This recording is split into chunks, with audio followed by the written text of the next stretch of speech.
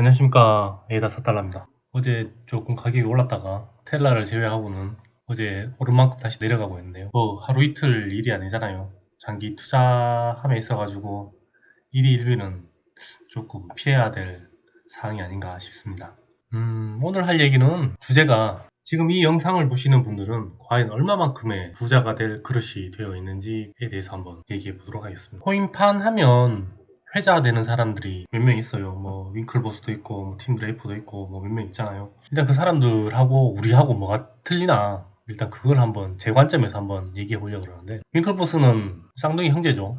페이스북에 투자를 했다가 주커버그에게 뒤통수 맞고 이제 아이디어를 도용당했다라는 소송으로 해가지고 주커버그에게서 이제 일정의 그 배상금을 이제 챙긴 사람이고, 또 6년 만에 억만장자된 18세의 비트코인 소년의 비트코인 투자 비결이 돼 있는데, 얘도 뭐 환경은 좋아요. 여기 밑에 보면 성민인 줄 아는데 성수저나 금수 정도 되겠더라고요. 보니까 뭐 이 투자한 애는 15살에 학교도 중퇴하고 집안과 좀 약간 좀 어울리지 않는 좀 그런 선택이었죠. 굉장히 좀 좋은 얘기를 하는데, 이 좋은 얘기가 얘가 투자를 해서 성공을 했기 때문에 이게 좋은 얘기로 되는 거예요. 그러면 이제 이 사람들과 우리하고 어떤 차이가 있는지 한번 생각해보면, 저 사람들이 성공할 수 있었던 이유는 크게 제가 볼 때는 세 가지 정도인데, 첫 번째가 뭐 누구나 다 아는 거죠. 저점 매수. 두 번째가 존버. 세 번째가 운이 따라줬다. 요거를 설명하기 앞서가지고 예전 차트를 한번 잠깐 볼게요. 이 차트는 로그 차트인데 마운트콕스에서 거래가 시작될 때부터 해서 나온 그 차트거든요. 그래서 가장 최저점은 여기 보면 2010년 10월 4일 정도 되네요. 여기 거의 바닥을 찍었는데 0.0112달러, 0.1센트 정도. 그럼 아까 그 소년이 언제 샀냐면 2011년도에 1.2달러 정도에서 샀다 그랬거든요. 그러면 대충 한 이 정도쯤 되겠네요. 2011년 4월 10일경 정도 되겠죠. 윙클버스 같은 경우에는 뭐 어디를 보면 2013년도에 투자를 했다, 어디를 보면 2014년도에 투자를 했다 그러는데, 2013년도를 기준으로 한다 그래도 12달러나 145달러 그 언저리, 대충 이 언저리 정도 되겠죠. 그러면 저 사람들이 과연 현명했기 때문에, 그리고 지혜가 뛰어났기 때문에 그런 뉴스에 나오고 저런 강연에 초청이 되고 과연 그랬을까? 저는 또 그게 아니라고 봐요. 왜냐면 그 사람들보다 더 많은 지점에서 산 사람들이 있을 거거든요. 그러니까 2011년에 1.2달러에 구매를 했다 그래도 그 이전에 이런 가격, 자, 이 차트를 보면 0.0104달러를 찍고 반등을 했거든요. 그러면 이게 찍고 반등할 때 구매를 했던 사람들이 분명히 있을 거예요. 그리고 이렇게 차트가 쭉 올라갈 때도 분명히 구매를 했던 사람들이 있겠죠. 그런 사람들은 왜 뉴스에 안 나올까? 뭐 보면 뭐 이유야 뭐 많겠죠. 그런 사람들이 아직 언론에 노출이 안 됐다든가, 지갑 주소를 잊어먹어서 10년째 계속 뭐 한 지갑에 있던 뭐 그런 뉴스 가끔씩 나오잖아요. 그런 지갑의 소유자라는 뭐 그런 내용이 있을 수가 있겠죠. 근데 제가 볼 땐 저런 거예요. 그렇게 저점 매수자들이 있음에도 불구하고 그 사람들이 뉴스에 안 나오는 그런, 제가 그런 사람들을 일반인이라 칭할게요. 그리고 이게 이제 윙클보스 형제하고 소년하고 차이는 크게 없어요. 일반 매수자들은 오히려 더 저점 매수를 했었거든요. 그런 사람들은. 윙클보스는 그 뒤로 매수를 했고, 이런 점에서는 이쪽이 좀 더 우세하죠. 그런데 중요한 거는 딱 여기서 나와요. 일반 사람들은 존버를 안 했다는 게 제 생각입니다. 그러니까 이걸 안 했어요. 그리고 그 윙클보스 같은 경우는 존버를 했죠. 물론 이 사람들보다 더 높은 가격에 샀지만 존버를 했어요. 그리고 그 뒤로 운이 따라줬는데, 이 운이라는 것은 존버를 했기 때문에 따라준 거예요. 이 사람들은 존버를 안 했기 때문에 이 운도 안 따라온 거예요. 그래서 이 사람들이 브롬을 사는 이유는 이 과정을 견뎌냈기 때문이죠. 당연히 로고 차트를 봐도 이 소년 같은 경우에는 여기서 사서 이까지 존버를 한 거예요. 여기까지죠. 현재까지. 근데 일반 사람 같은 경우에는 여기서 샀으면 뭐 한 이쯤 오면 팔고 그랬을 것 같단 말이에요.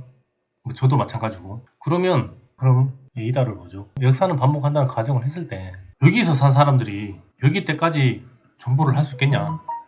라는 걸 전 묻고 싶어요. 사람들이 어떤 코인이 얼마 가면 나는 뭐 건물이 몇 개인데, 나는 집이 몇 채가 생기는데, 내가 몇 천억 단위 부자가 되는데 라는 얘기를 하거든요. 근데 그 사람들은 그때까지 그 가격이 가기 전까지 거의 대부분 사람들이 대부분 다 털어버려요. 그래서 지금 얘기하는 게 이 자신의 그릇이 얼만큼 되는지 한번 확인해 볼 필요가 있다는 얘기예요. 이 사람을 부러워할 게 아니고 당신은 과연 이 사람에 맞는 그릇을 가지고 있는가? 저 같은 경우 예를 들어볼까요? 뭐 다른 코인들도 뭐 마찬가지지만, 제가 네이다를 처음에 구매했던 게 언제냐면, 아직도 아니지만 11월 23일입니다. 11월 23일 31.2원인가? 그때 구매를 했거든요.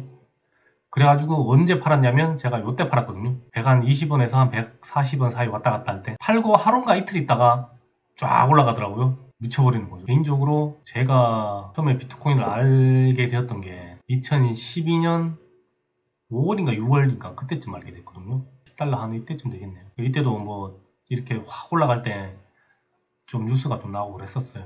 제 아는 동생하고 이제 디아블로 게임을 할 때 그때 이제 제가 그 녀석한테 야 뭐 비트코인이라고 있는데 혹시 너 아냐 이러면서 얘기를 했던 그 기억이 있어가지고 근데 이때도 저는 분명히 만약에 샀다 그러더라도 뭐 100만원 200만원치 샀다 그러더라도 이때까지 홀딩은 못했겠죠. 에이다를 보면 알 수 있잖아요. 제가 여기서 사가지고 여기서 사서 120원에 팔았다니까요. 130원. 제 수준으로는 이 정도의 부를 감당할 수 없었던 거예요. 저는 이 정도만 올라가도 충분히 올랐다고 생각을 했었고 다른 걸 타면 되지 않겠냐라는 좀 안이한 생각을 했어요. 이게 만약에 2,000원까지 갈 줄 알았다 그러면 누구나 다 홀딩을 했겠죠. 근데 미래는 알 수 없는 거니까. 비트코인조차도 그런 거겠죠.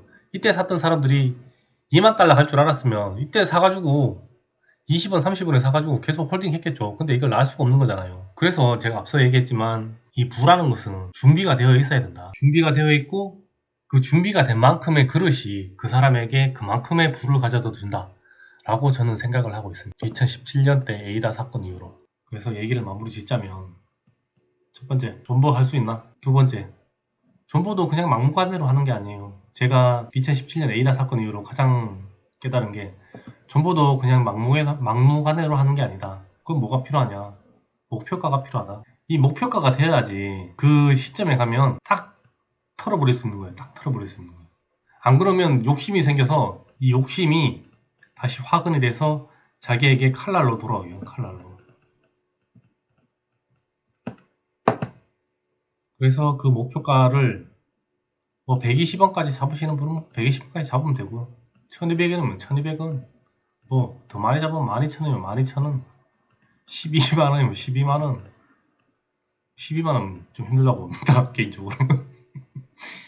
근데 자, 향후 한 4, 5년 안에는 만원은 충분히 좀 넘을 수 있지 않을까 보는데 아무튼 자신만의 그 목표가를 정해가지고 그 목표가가 오면 털어내시고 상황을 지켜보다가 다시 진입을 하시든가 아니면 뭐 다른 코인을 하시든가 다른 데 투자를 하시든가 중요한 거는 여러분들도 할 수 있다. 단 욕심만 조금 버려라. 오늘 하고 싶은 얘기는 여기서 마무리 짓도록 하겠습니다.